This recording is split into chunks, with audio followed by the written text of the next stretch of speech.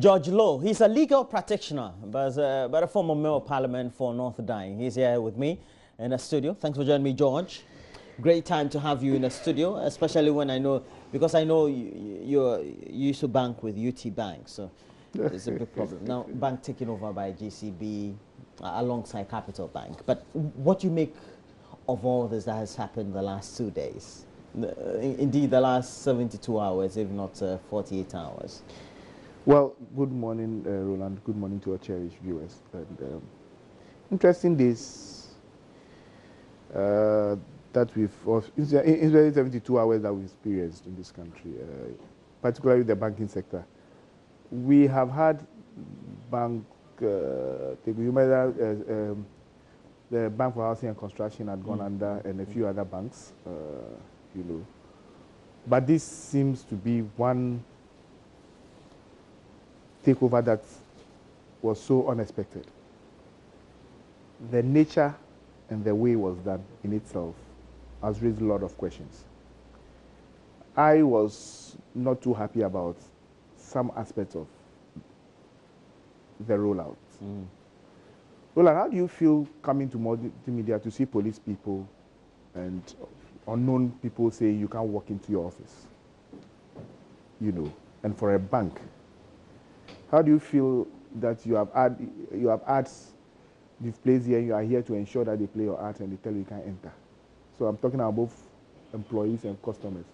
From what we are reading and what we are hearing, even the chief executive officer of the bank was unaware that this takeover was going to happen. Was imminent. You sure? Yeah, I mean, because from what we are reading, and if that is the case, then I think that it hasn't been done with due process, and also it's not international best practices.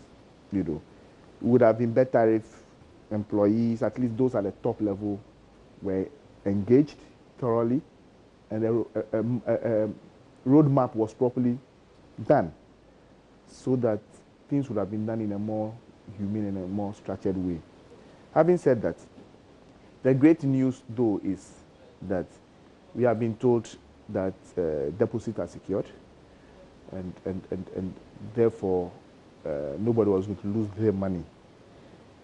Of course, there are other issues about job security, because we are being made to understand that 40% of the staff would eventually lose the jobs in an era where unemployment is a key issue. If we are coming to get a lot more people in the unemployment bracket, I don't think that it sounds well for us as a country. Many other things, and I asked many other questions. But also looking at the whatever acquisition or takeover, whatever they want to call it. Roland, I asked fundamental questions, and these fundamental questions remain unanswered. I am at a loss as to what is happening in the system. One, signals that we picked earlier. And you remember we've been complaining about conflict of interest and all these kind of things. These things continue consistently to confirm our fears that there must be something untoward or something under the table that nobody is seeing. And that is why I am excited that the minority has come in swiftly to ask for a bipartisan proof. We need information, we need figures, we need facts to be able to make a decision as people of Ghana that this is not one of those hanky-panky business deals that are being rolled out to benefit people. I'll give you a reason. Well, look at the structure of Capital Bank, for instance. You have the chairman being Dr. Otabel of International Central Gospel Church, right? Or Otabel and Associates. Otabel and Associates. No, he is a board chairman.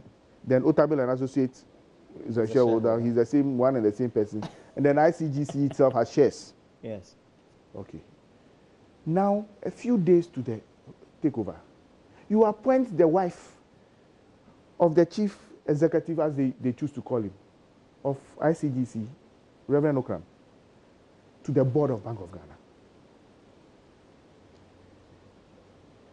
What signals are you sending? Is the finance minister saying that he's not aware that this takeover was coming to happen? But why is that a conflict of It's interest? why?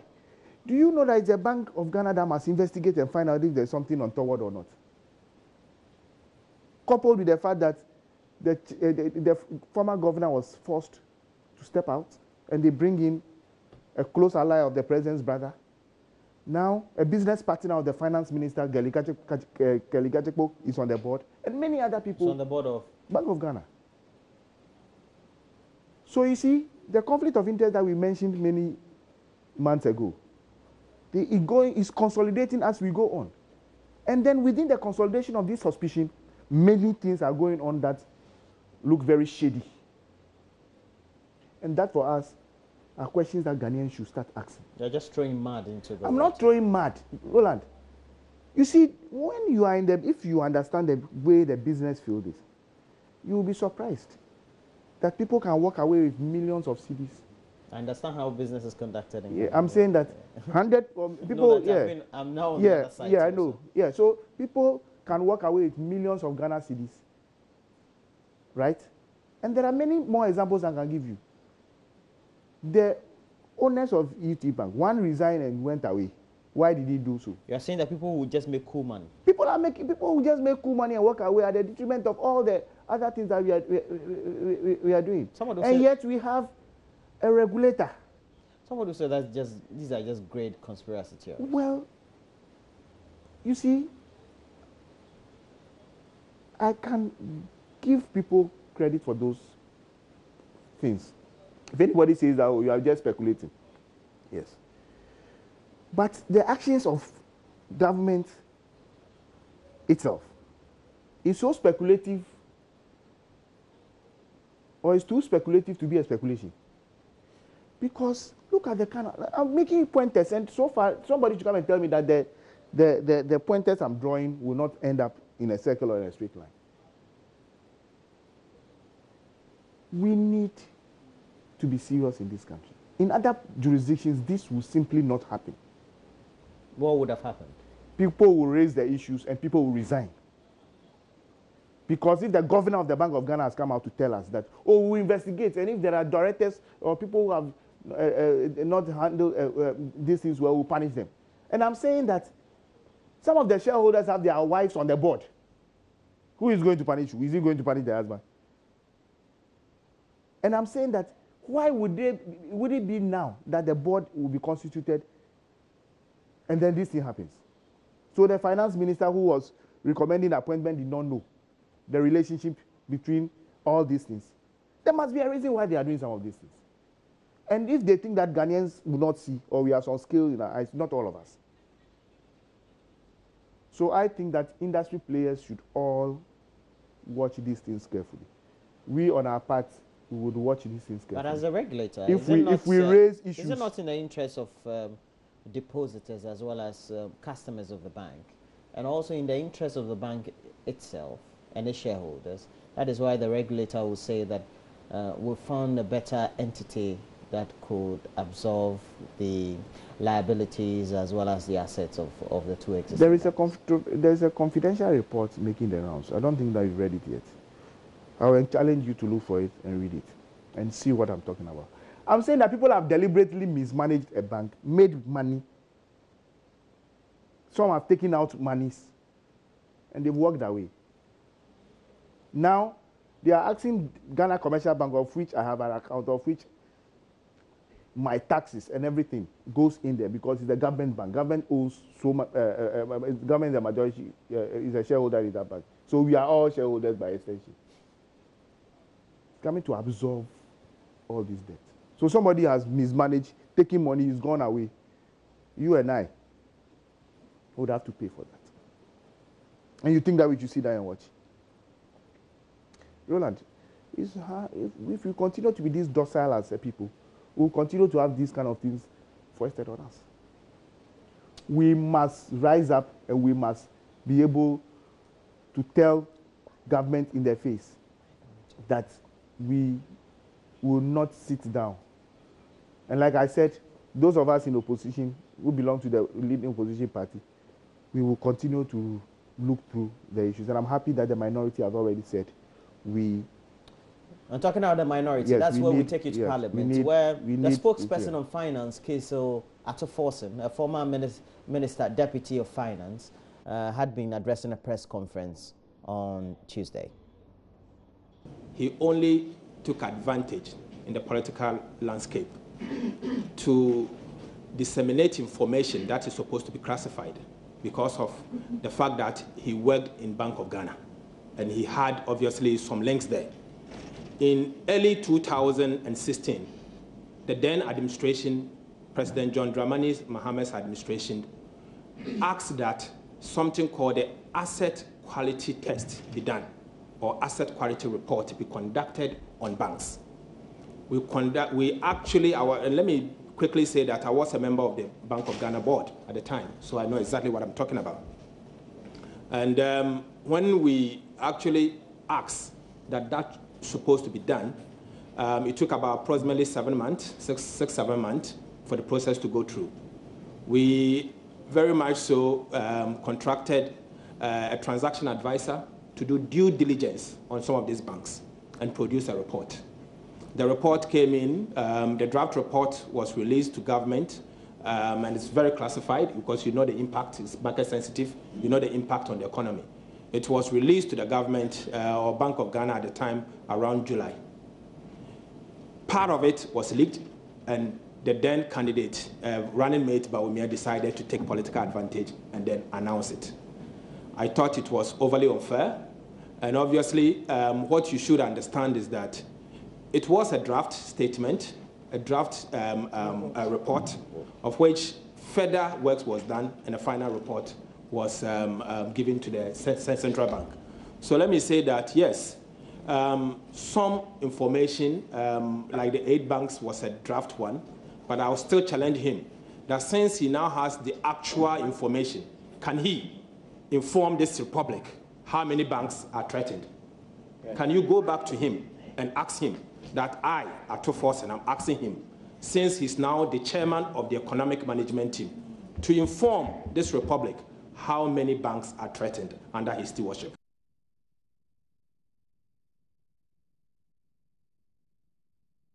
We are urging the government to, as a matter of urgency, institute a bipartisan probe into what occasioned the rise and fall of these 2 banks.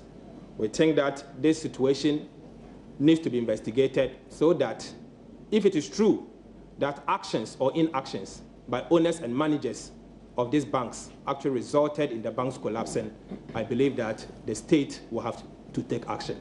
We, the members of the minority of this parliament, as a matter of urgency, will be requesting through the Right Honourable Speaker that the Minister of Finance and the Governor of Bank of Ghana be invited to brief Parliament about this development and to give assurances that depositors will suffer no losses.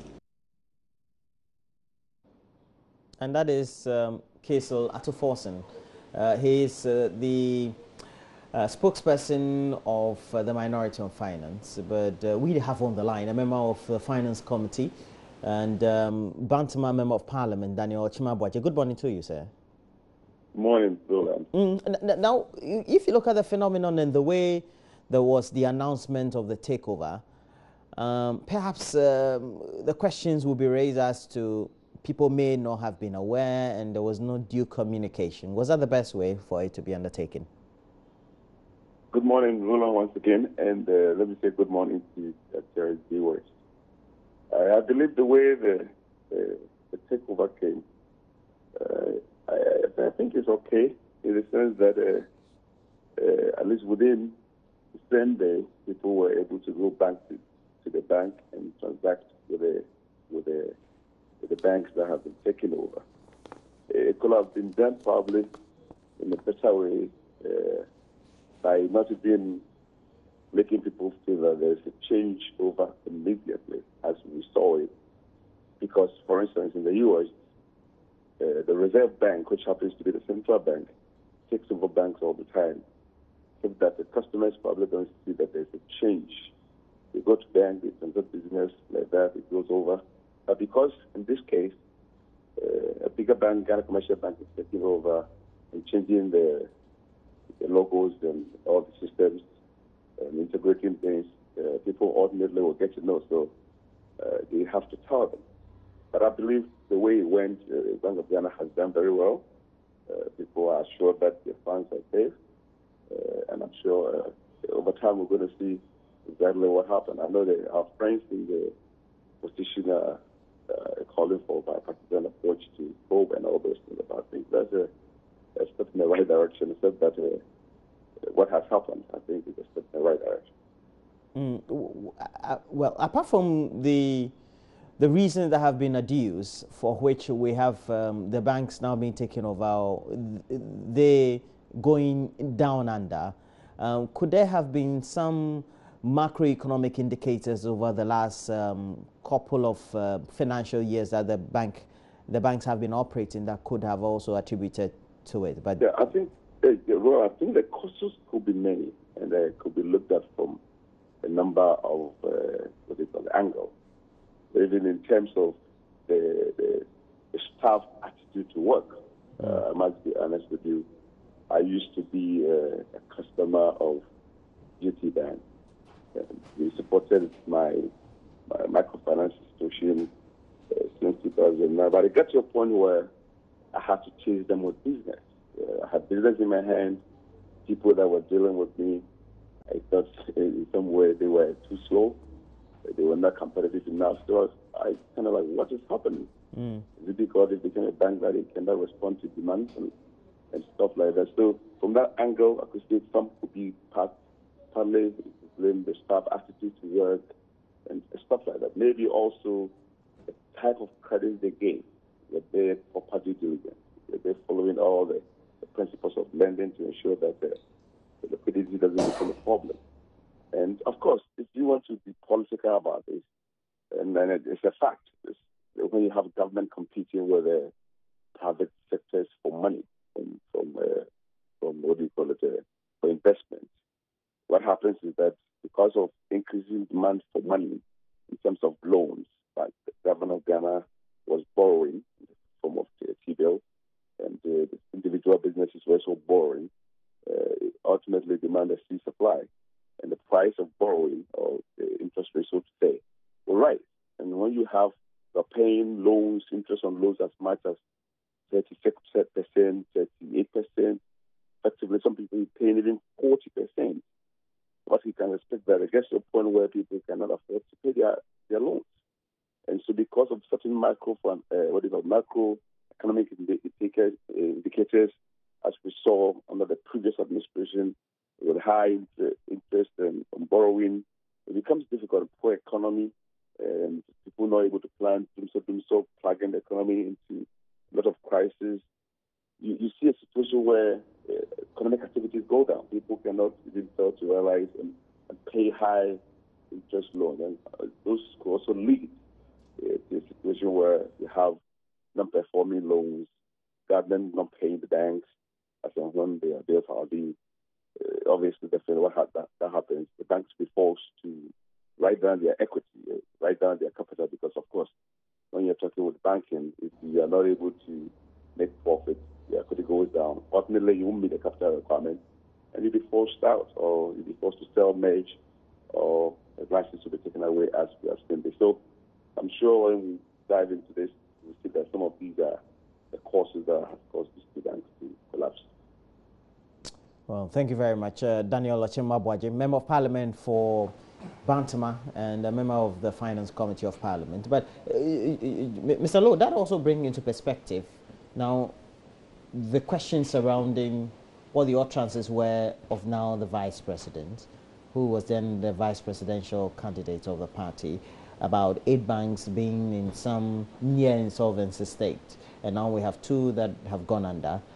And so it means that we need to be monitoring further to see if other financial banks financial institutions have been affected. Well, I think that the environment hasn't changed tremendously. I don't expect anything different. As you would have heard, Tufosi says that there is some reports and some information available to the Vice President, and he wants challenging him to put it in the public domain. I want to add to that call and say, whatever it is, let it come in the public domain, and let's all see and engage ourselves in how to, because at the close of the day, as much as you say many things, if we continue to run our banking sector the way we run it, if we continue to pretend and do the things that we are doing in terms of economic management, Roland, we'll get to where we are. You see, when you are running an economy that is, and we are fixated on inflation targeting, you know, so you are coming by, so you have reduced prime rates, you have done this, you have done that, and it's not reflecting in any sector. Kenke is going up, Gary is going up, everything is going up. They come and tell us that, oh, inflation is dropping. But when inflation is dropping and people cannot buy basic food, what value is it to the general economy? You understand? People are not even aware that when you take the non-oil, you find out that our growth is totally not on. It's slumped, you know. And many other negatives are coming in. And yet we are pretending that all is good. When we mount the rostrum, we are telling people we have done wonderful things within the last 6 months, last 7 months, which, if you interrogate, you find that it's not simply true. And that if there are indices that are showing positives, it's because they've been predicted since 2015. So in real terms, I'm saying that we are lying to Ghanaians. Instead of putting our shoulder to the wheel and work to consolidate what has been achieved in the past, we are still in a campaign mood.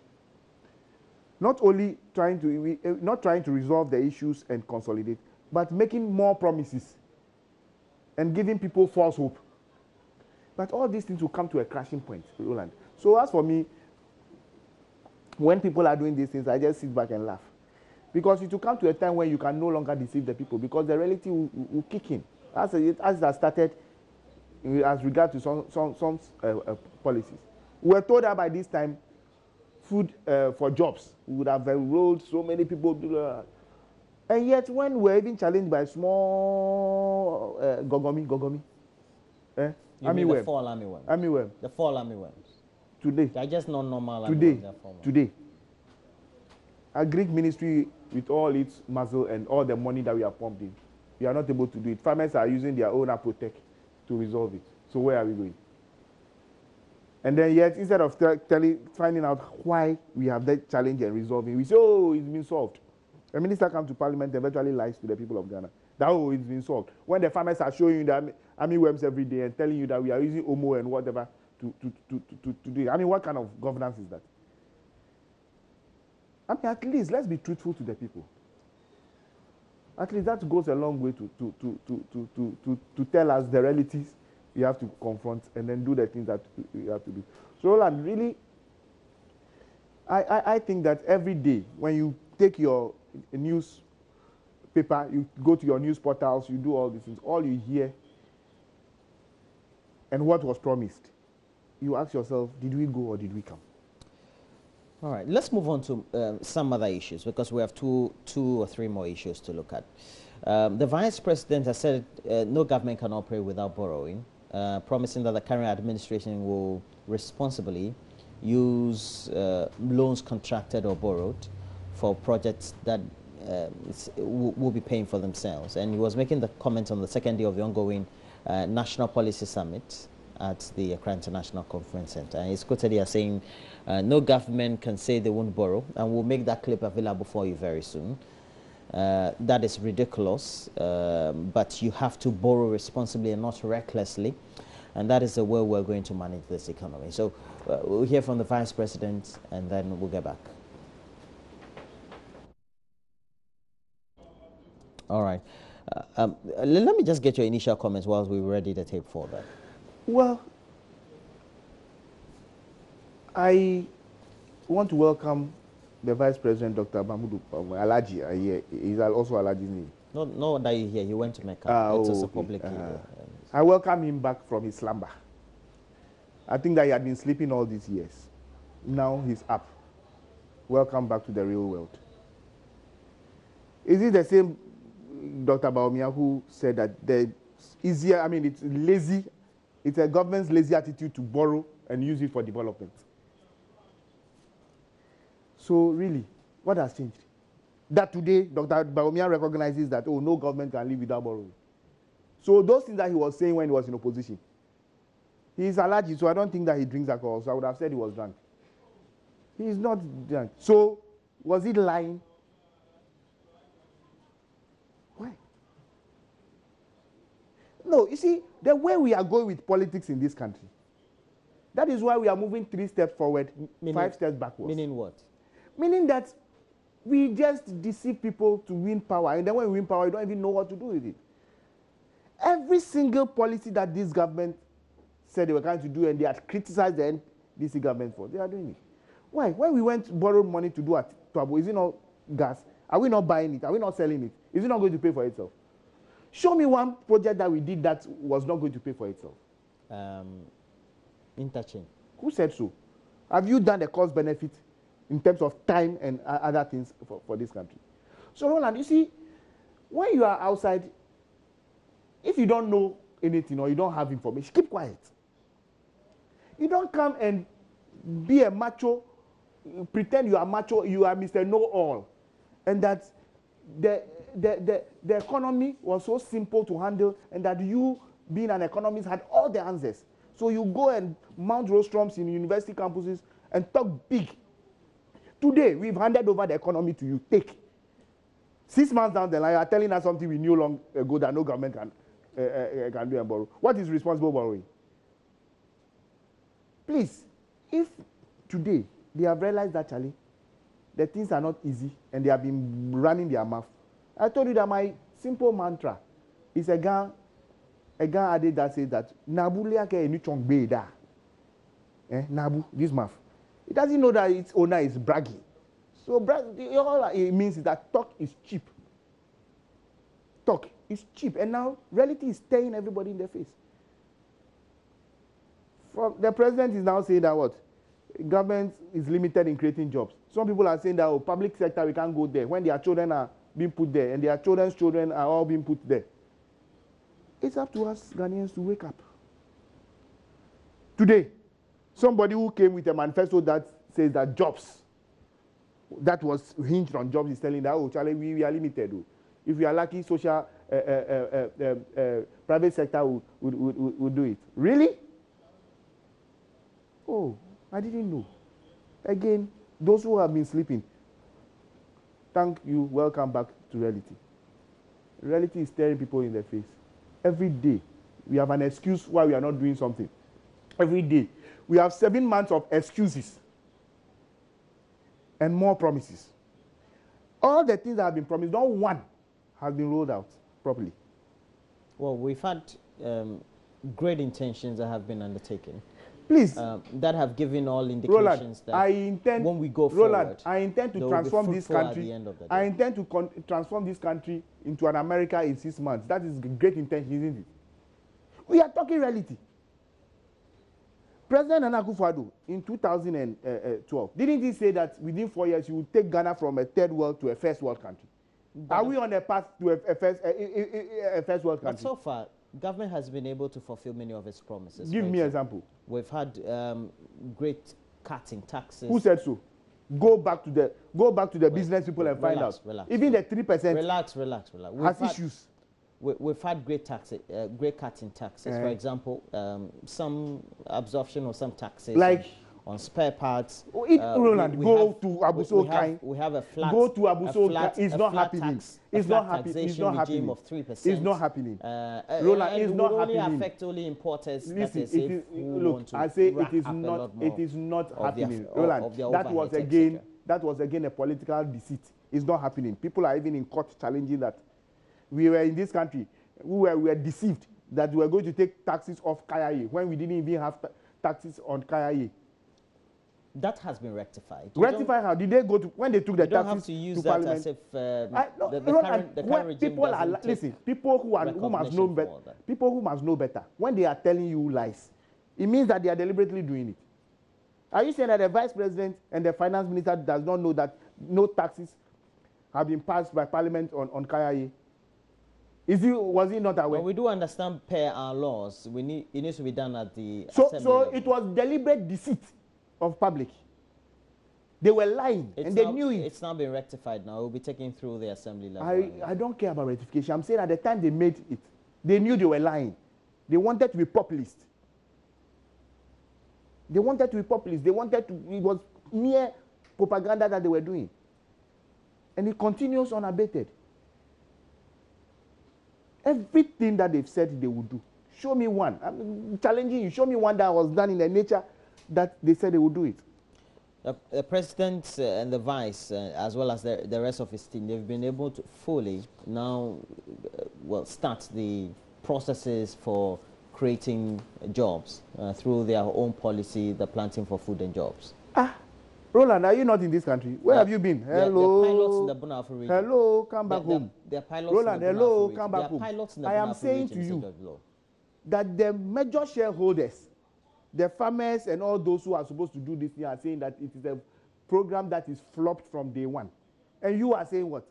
Are you not in this? Are you not hearing the farmers? They may have major concerns. I am saying that, are you not hearing them? But at the end of the day, the Minister for Agriculture has been able, even appear before Parliament. He came to Parliament to lie. I've told you, he came to everything.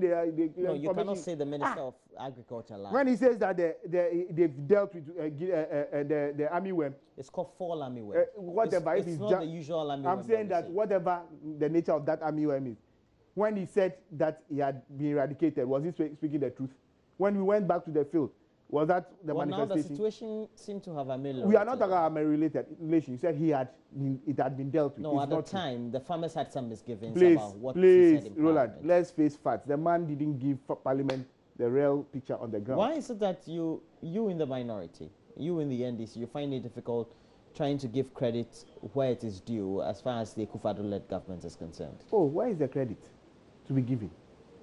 I am saying that if you tell me in your manifesto that I'm coming to roll out a free SHS, everything will be free, and that it's going to be of universal application, that you are going to do away with even BEC, and then you come and you start telling me different things, then I should give you credit. And then I will not be acting in the interest of the people of Ghana. Why not? Why? The people whose children are in the second year and the third year, they are not Ghanaians. They don't pay taxes. The president is telling me consistently that, I will use all the oil money to do free HS when he knows that by law it's not permitted. Then I should be clapping for him. I mean, Roland, it doesn't work that way. I have said consistently, let the MPP do the right thing, I will applaud them. There's no way the NDC is going to give credit to the MPP please, for anything. I am saying that let the MPP do the right thing. But that is what you're doing, definitely as minority. I am saying that as minority. You don't seem to think that the MPP is doing something well. We haven't seen it. Why would you say it? We will see it because it's in to the benefit of Ghanaians. I am saying that we are not seeing it. And we are giving you examples. Give us counter examples. What is wrong? Listen, give us counter example of something that government has done so fantastic that we should clap for them. So far, the macroeconomic indicators of the economy, and even with the last report of the Monetary Policy Committee of the Bank of Ghana, have shown great signs that major policy decisions taken by the economic management team of government, of course led by the Vice President of our Republic, have given great insight into how businesses could thrive because the macroeconomic indicators have been doing so well. Unless perhaps you want to dispute the figures from the Bank of Ghana. All I'm saying to you is that I would prefer that that's a good plus. You go and read. That's a good plus. Wait. That's a good plus. Wait, you go and read the reports. What they are talking about, for which they think they should create. Have you read the MPC report for the last 2 quarters? I have read. Listen, I don't come and sit here and talk, Keke. No, I didn't say you were ignorant. I'm saying that, no, I'm not talking about ignorance. I read. I've gone back to even 2015. I'm saying that the things that are happening today were predicted in 2015 report. So it's nothing new. In actual fact, it is because of those consolidations that we have done that are showing positive results today. That is number one. But number two, Roland, you see, when we are hypocritical about everything, you lend yourself to this kind of criticism.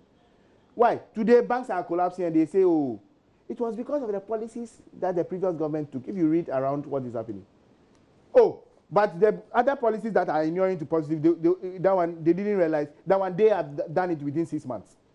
But when they come and 7 months, banks are collapsing on their head, that one, it's not their fault. But the banks are collapsing because of what Roland, I am saying that major NPLs, non-performing loans. Listen, if we have done work in 2014, 2015, and today is showing, and you are not prepared to say that we contributed to so your as a result of that, you're not going to we say that if the banks are collapsing, take credibility for it. But Dr. Baumia, that is as head of the economic management team of government, has indicated government is going to borrow, but will be responsible in the way it borrows, because at the end of the day, what is borrowed should be able to inure to the benefit of the sector by which they would be applied to. More importantly, result in replication of perhaps good policies for creation of jobs, improving the private sector, etc. And that is what we've seen so far since government came in. Oh, how much have they borrowed, and which sectors have they put in, and how many jobs have been created? Give me the figures, then I'll side with you. At the end of the day, we've already not seen end of the day. No, Roland, give me the figures. You are making. Give me the figures. Dr. Baumia should give us one job that they have created. One. They've sacked almost 20, 30, 40,000 people.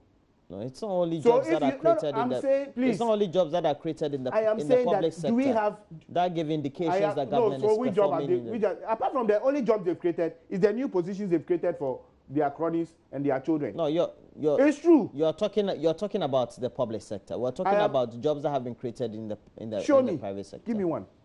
Which job has been created in the private sector? Multimedia, we take on people all the time. You take on people all the time as a result of the government effort. No, it's because the environment, the macroeconomic environment. So in the past so many years, 8 years when NDC was in government, you never hired anybody. Multimedia never hired anybody. Is that what you are saying? That's not what I'm saying. No, Roland, but you are saying, no, that's exactly what you are saying. Are you the one questioning me? I'm questioning. No, but I'm saying that, Roland, this is not on. I mean, stop playing the devil's advocate. If you don't take it, you become the devil yourself.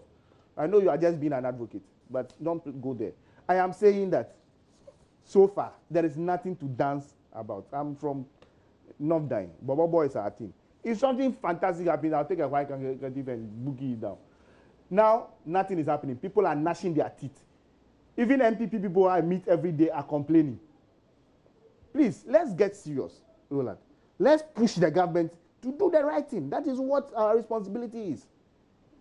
It is not to join them in being banal. And no government can say they want to borrow money. That is ridiculous. But you have to borrow responsibly and not recklessly. And that is the way we're going to. When he was saying that it was a lazy approach. And you're saying he was wrong at the time? No, wrong. Didn't you? That's what I said. Maybe he was asleep. Dr. Baumia, he even predicted that I'm saying that he was 8 banks were in crisis. Yes. We've already seen two go under. Oh, 2, and then Bank of Ghana comes to tell you that apart from these 2, none will go under again. Well, it means that efforts have been made to make sure the other efforts by government. Which efforts by government. Let's get serious in this country. I'm saying that everything that they have said, they are changing their mouth. They are going back on their word to the people of Ghana, and that is what should concern us.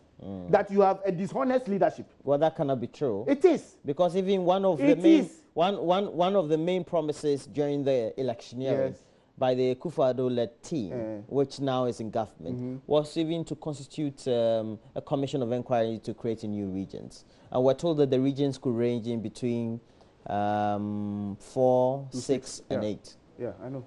I know. I'm following closely. But that's very good. I'm very. Even your part of the Volta region could be part of the OT region. I'm following. North Dan could be part of OT region. I'm following. Do you know that? I'm following closely.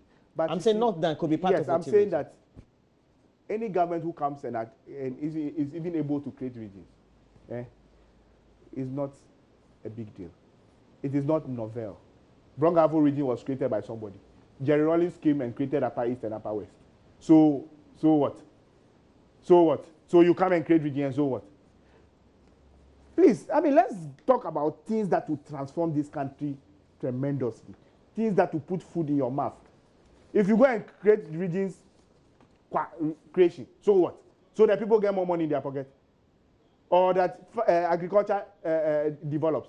Or that infrastructure improves?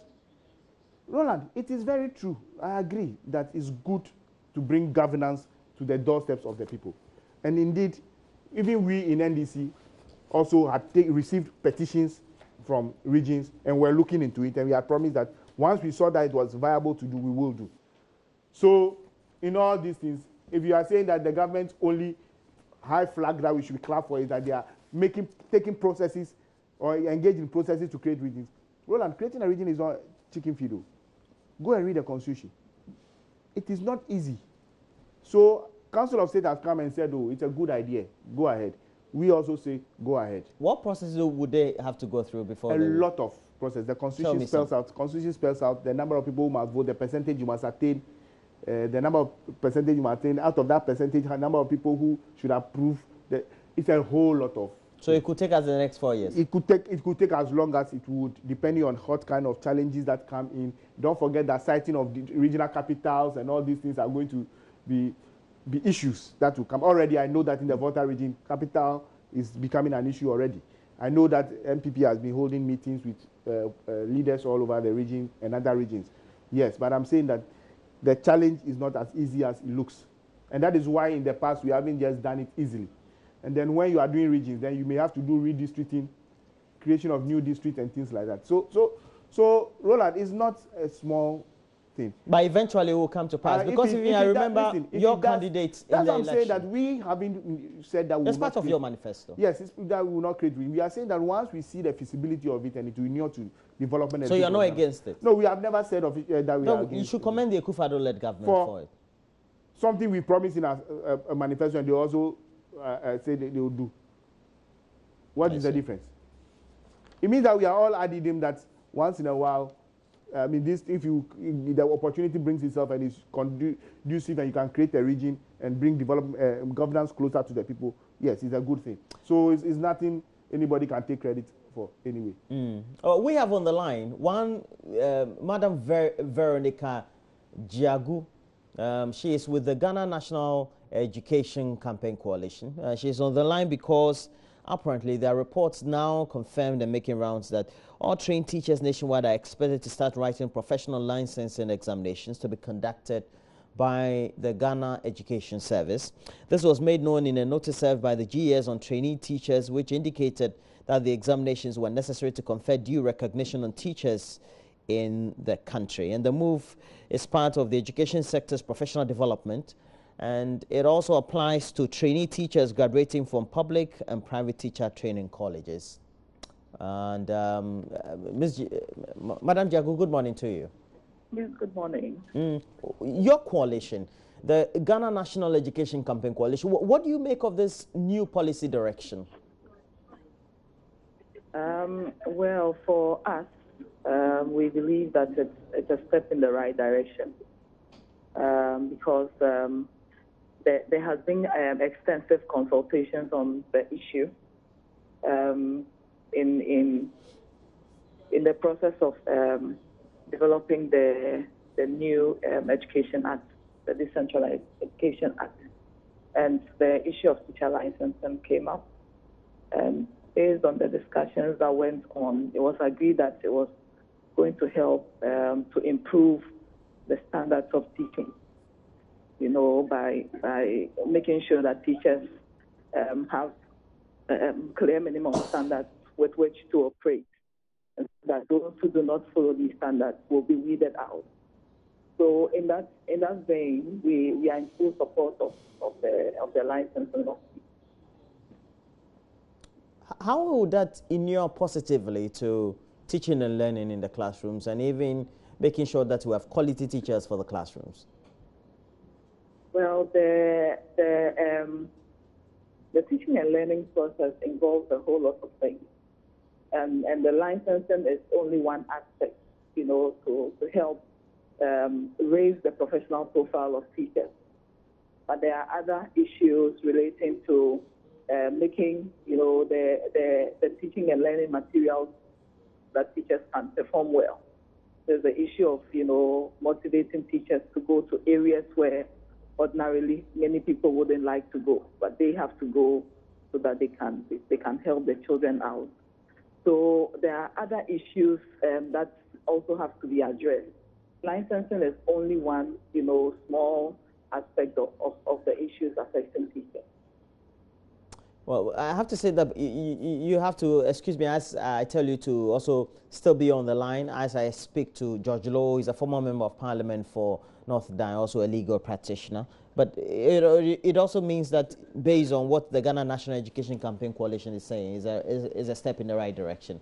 but the teachers go through some professional training and certification for the institutions that have been established for them, the training colleges of education. Why would they need to write an examination for professional certification?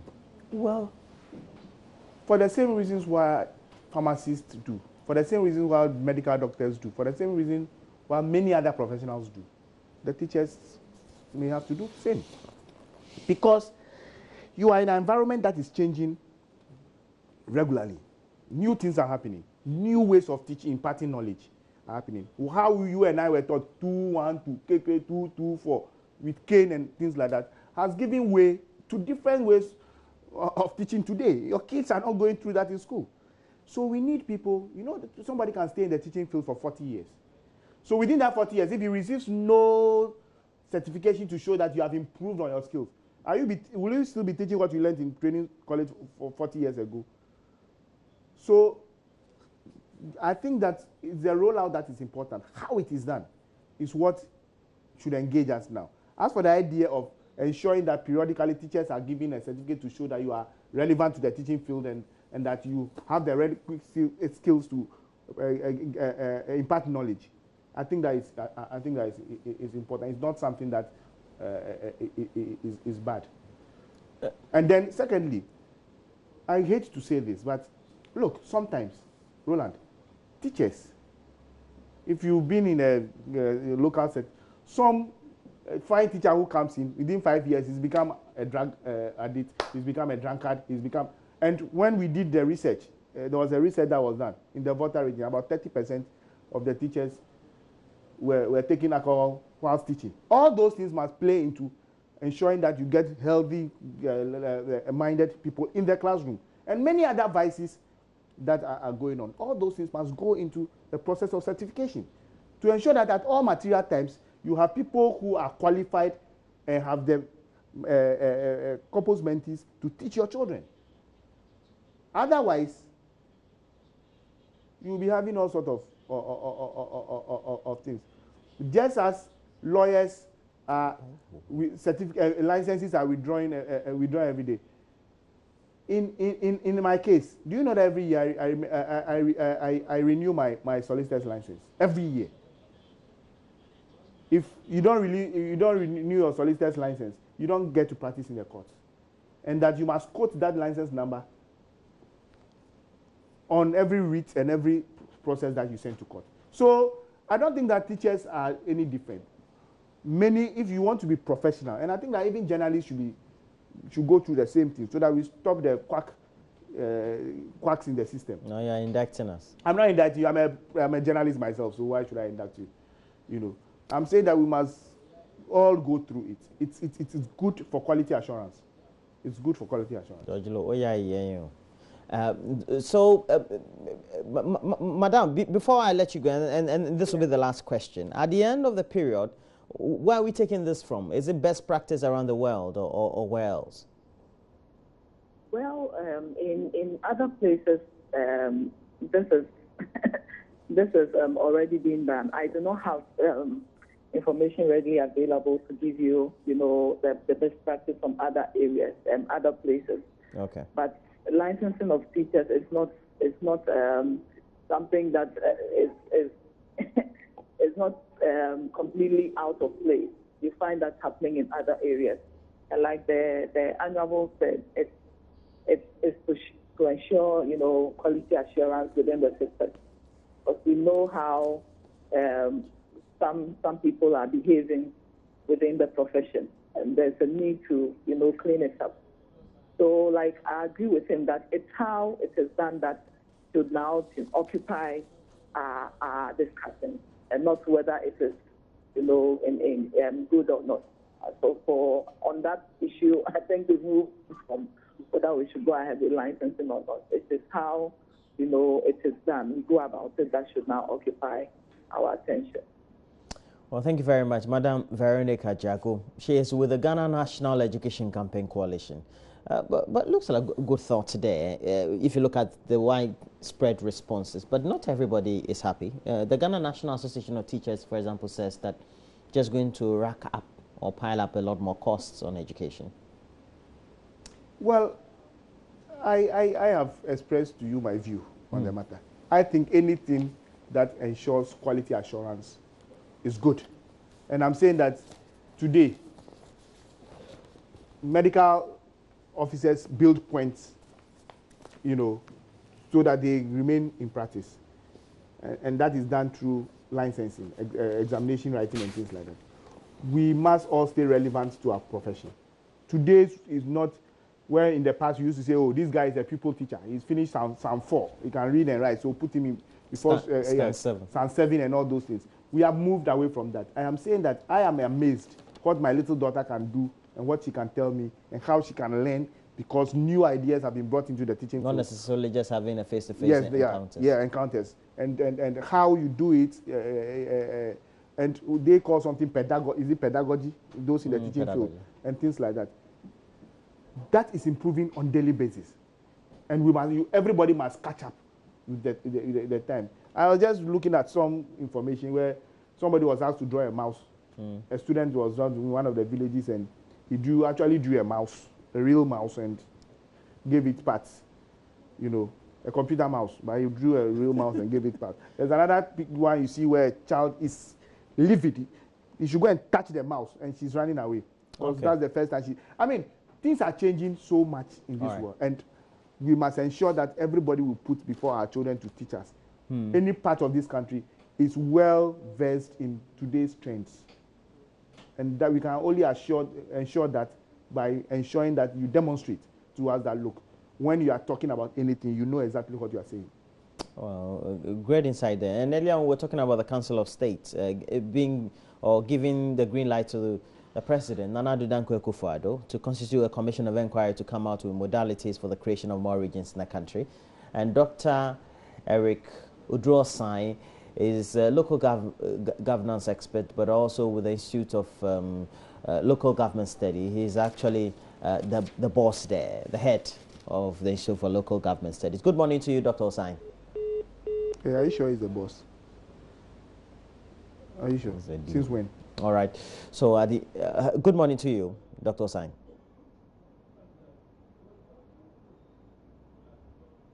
Hello. Good morning to you, Dr. Osai.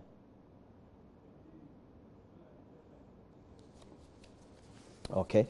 We seem to have lost him there. But at the end of the day, we also know that, well, we have to satisfy what the experiences are for teachers and all that. Now, if we know that this is part of best practices, would that also mean that we have to improve the emolument of teachers to go with the kind of professionalism we want them to exhibit in the classrooms? You see, it's a chicken and egg situation. I believe that in this country, everybody should be paid well. Services should be valued. The quality of service and everything should come into play. So yes, once you are ensuring that teachers are going the extra mile to ensure that they meet the standards, obviously it will come with a lot. It will come with job evaluation, and it will come with better emoluments. But first and foremost, I think that we cannot compromise on the kind of people who should stand before our children and impart knowledge. Because, Roland, how many hours do you spend with your kids at home, particularly when school is in session? The rest is spent in school before a teacher. And now that government itself is talking about they ensuring that students stay in school from 8 to 4, it means that even the contact hours in school. What do you make about that intention too? Well, it's not being formalized. Well, it's just a proposition that it's not being formalized. But in this country, we all pretend. In private schools, my daughter gets home around 5 because the mother cannot go and pick her. I cannot go and pick her. So there's after school care. So it's convenient for you. Yeah. So there's after school care anyway. Okay. Right, where they get to play and not. They stay en bloc. Not sit in the classroom. Not sit in the classroom. They get to play. Those who want to sleep will sleep. But then they are under the care of a teacher. Is that the kind of thing we are envisaging for them? Can we do it in the public sector? That is the question. As for me, anything that will reduce learning hours in class and 4, but not increase it. Because you see, We cram in this country too much. That is where we find ourselves where we are. We are not practical. Because even your teachers will learn, your children will learn more things from just observational things on TV and you learning aids. Let the children learn to play domino. Let the children learn to play this. It builds your creative mind. Yeah. You know, but over here we are too fixated. You go to a school and there's no toy. Some of the children haven't seen toys before. So where's the creativity? And then unfortunately because of technology, Chaskele is lost out. Gutter to gutter is gone. And they can't have access to technology. They don't have technology. So where are they? And the other ones too is gone. Owari is no longer there. All these things that you used to, you know, facilitate your creative juices. So they tend to play around, particularly those in the rural areas. Charlie, I see your concern. You should go back to Parliament because you seem to have Ghana at heart. You should go back to Parliament. Well, you cannot. It's not only Parliament that you demonstrate your. Judge Lowe. Judge Lowe is a legal practitioner and then a former member of Parliament for North Dai. I'll make sure that he takes me to his constituency this weekend, if it's possible. Roland, you know you are 24/7. You are welcome. In fact, some people even think that you come from the constituency. I know that. I was in Wusuta 2 weeks ago. Yeah, okay. I'm supposed to be around next week or next 2 weeks, I'll say.